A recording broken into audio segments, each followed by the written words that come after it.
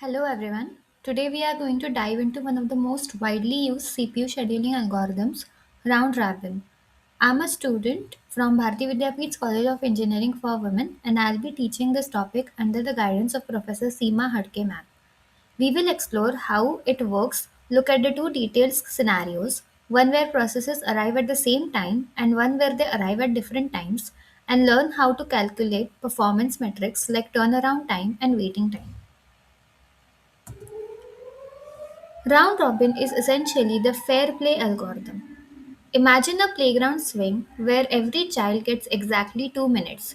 If they aren't done swinging after 2 minutes, they have to get off and go to the back of the line to wait for the next turn. In operating systems, this 2 minutes is called as the time quantum. Because the CPU switches between processes so quickly, it creates the illusion that multiple programs are running at the same time.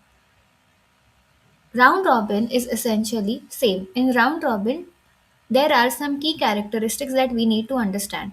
Time quantum is the fixed unit of time allocated to each process. If a process exceeds its time quantum, it is forced off the CPU and moved to the back of the ready queue. And starvation free means that every process gets a fair share of the CPU. Hence, we can say that the definition of round robin is that it is a preemptive CPU scheduling algorithm where each process is assigned a fixed time slot in a cyclic way. Now, let us understand some of the key terminologies and formulas. Before we jump into calculations, let us understand the following terms. Burst time is how long the process needs. Arrival time is when it shows up. Turnaround time is the total lifespan of the process from arrival to finish. Waiting time is the time the process sat idle in the queue. These formulas are crucial for solving the problems we are about to see. Let us start with a simple scenario. We have three processes P1, P2, and P3. They all arrive at the same exact time, that is 0. However, they need different amounts of time to finish. The CPU gives each of them a maximum of 2 units of time per turn. Here is the heartbeat of the algorithm. Look at the Gantt chart.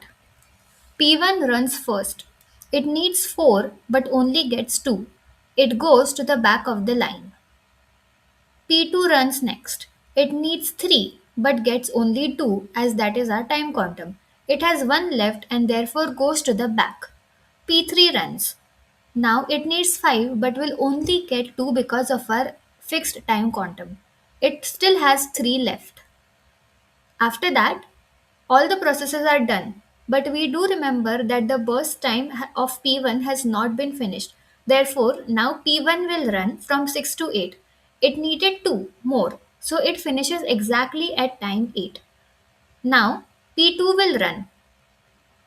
P2 only needed one more unit. Even though the time quantum is 2, the CPU does not sit idle. It finishes P2 at 9 and moves immediately to P3. The cycle continues until P3 finishes at 12. Now we map the Gantt chart times to our table. P1 finished at 8, P2 at 9, and P3 at 12. So that is our completion time. Since arrival time was 0 for everyone, turnaround time is simply the completion time. We subtract the original burst time to find the waiting time. For example, P3 spent 12 units in the system but only worked for 5. That means it spent 7 units just waiting in the queue. The averages give us a benchmark for system performance. Now let us look at a more realistic scenario.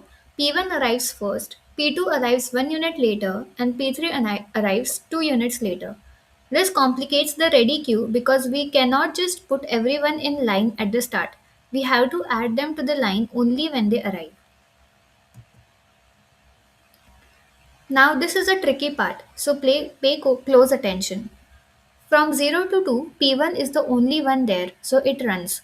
During this run, P2 arrives at time 1 and P3 arrives at time 2.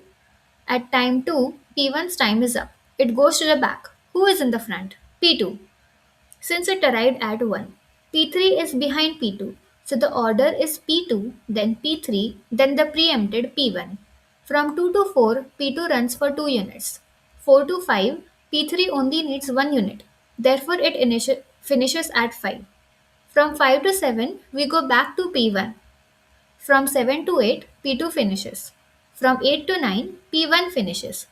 The key takeaway here is managing the queue dynamically as new processes arrive. Now let us compute the values. P3 was the quickest. It arrives at 2 and finishes at 5. So the turnaround time is 3. P1 arrived at 0 but did not finish until 9. Notice that even though P3 arrived last, it finished first because its burst time was small. This is a huge advantage of round robin. Short processes don't get stuck behind long ones forever.